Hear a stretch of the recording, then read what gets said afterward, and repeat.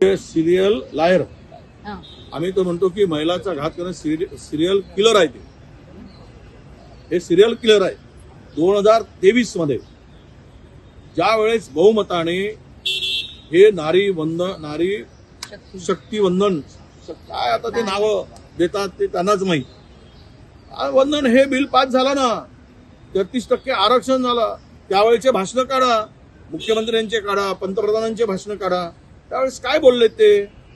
त्यांची भाषणं काढल्यावर पता पुरा देश बघतोय त्यांची भाषणं. त्यावेळेस एकमताने ते बिल पारित झालं.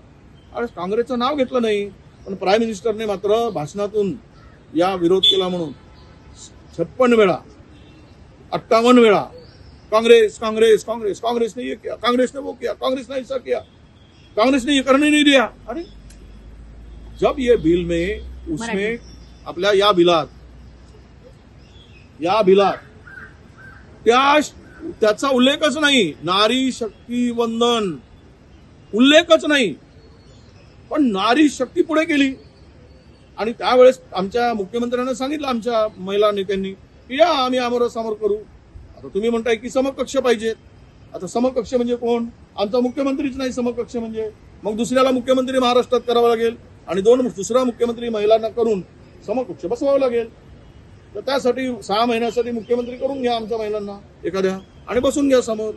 विषय हा येतो की इथे तुम्ही जे जुमलेबाजी करताय. आता देवेंद्रजीचा मला वाटतं की त्यांना मनापासून ते बोलत नाही आहे.